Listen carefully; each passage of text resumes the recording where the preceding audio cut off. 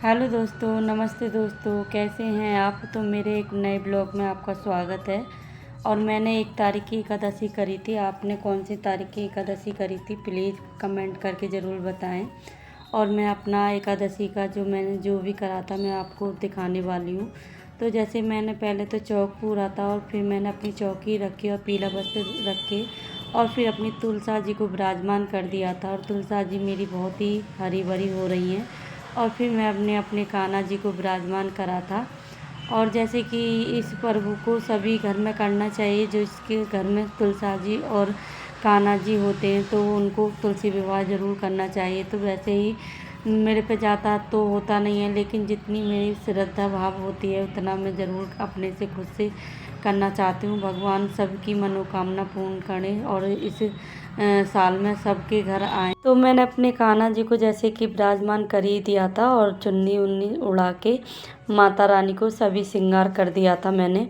और श्रृंगार करने के बाद मैंने थोड़े से भजन भी चलाए थे, जो कि मैंने भजन लगा रखे थे स्पीकर पे। तो बहुत ही अच्छा लग रहा था, शुभ दिन लग रहा था। जैसे कि ये दिन तो शुभ दिन होता ही है, तो मैंने अपना भक्ति भाव जैसे भी करी थी। और सालिग्राम भगवान जी भी हैं मेरे घर में, तो मैंने उनको भी विराजमान साथ में कर दिया था। और मैंने हरी चूड़ी पहनाई थी अपनी तुलसा जी को। तो देखो कितनी सुंदर लग रही है ना तुलसा जी। तो वही सब मैंने नेल पेंट वगैरह और मेहंदी भी लगाई थी अपनी तुलसा जी को। तो सभी श्रृंगार करना चाहिए और जितना भी मेरे से हो सका था मैंने वो सब किया था। और मैं अपनी तुलसा रानी को बहुत निहाल रही थी।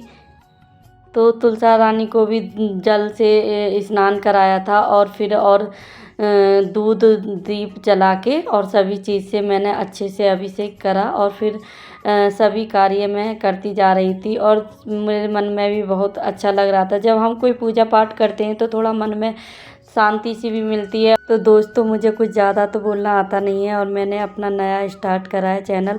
तो धीरे धीरे आगे भी मैं सीखती जाऊंगी, जैसे जैसे सीखूंगी वैसे वैसे आपको भी बताती जाऊंगी। और आप जो भी मेरे से गलती हो तो मुझे ज़रूर बताना कमेंट करके।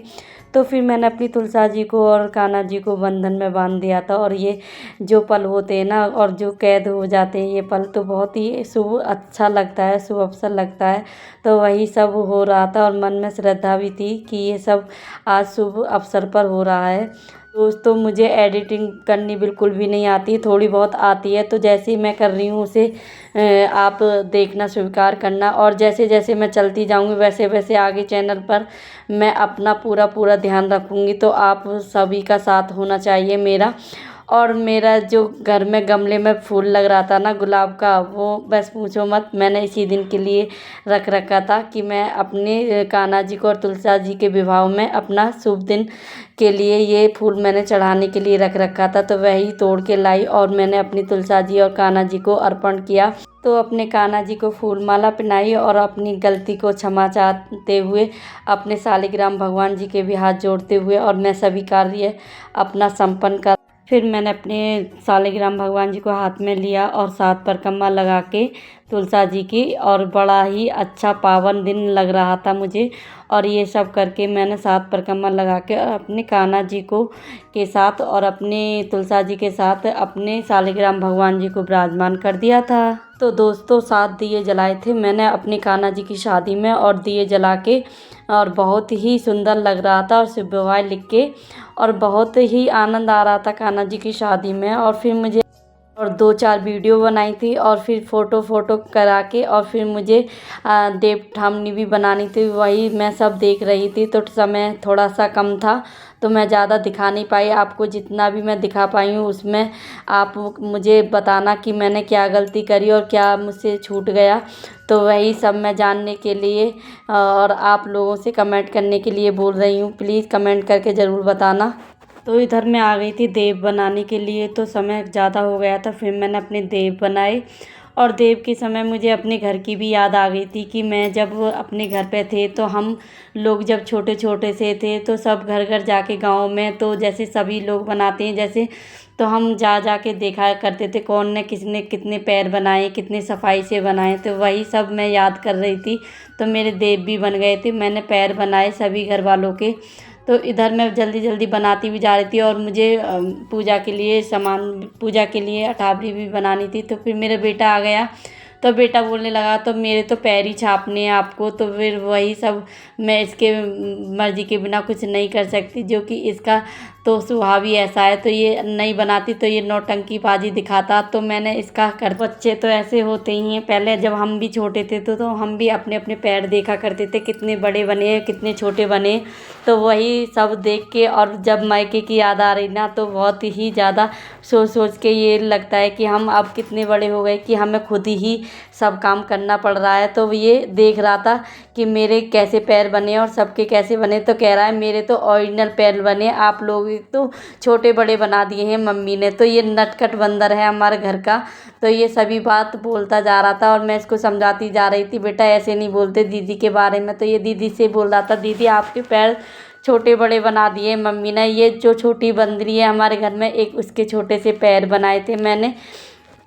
तो इधर मैंने तुलसा जी के लिए जो और शादी के लिए मैंने जो फल फ्रूट मंगाए थे और जैसे मेवा मंगाई थी, तो ये बच्चे बोल रहे थे कि मम्मी हम ले लें, तो इन्होंने लिया और फिर अपनी अपनी मनपसंद मिठाई ली और ये खूब झगड़ा कर रहे थे आपस में। तो कह रहे थे कि मैं ये लूँगा मैं ये लूँगा। तो ये जो छोटा है ना, ये सबसे ज़्यादा नटखट है, तो ये अपनी दो दो मिठाई लेके आ गया था और दोनों दिखा रहा था कि मैं तो ये खाऊंगा, और वो हर्षु इसके पीछे पड़ रही थी कि मेरे को भी दे। तो इसने एक नहीं सुनी उसकी और वो सारी दे से अपने मुंह में खा लिया। तो इनको देखते हुए ही मैंने अपने पुए और पूड़ी अठावड़ी सभी बनाने चालू कर दिए थे। तो मेरे पुए भी बन रहे थे, मेरे हलवा बन के रेडी हो गया था। और फिर मैंने अपनी फूली फूली पूड़ियाँ उतारी और अपने देवी देवताओं को भोग लगाया। और फिर मैंने रात को 9 बजे अपने देव जगाए, जो कि मेरे बच्चे भी आ गए थे देव उठाने के लिए। तो आज का मेरा देव उठाना और तुलसा जी विवाह कैसा लगा, और आप सभी कमेंट करके बताना कैसा लगा। कुछ अच्छा लगा हो तो कुछ भी जैसे भी, और मुझे कुछ ज़्यादा बोलना आता नहीं है, जैसे भी हूँ मैं। आप तो मिलते हैं नेक्स्ट वीडियो में।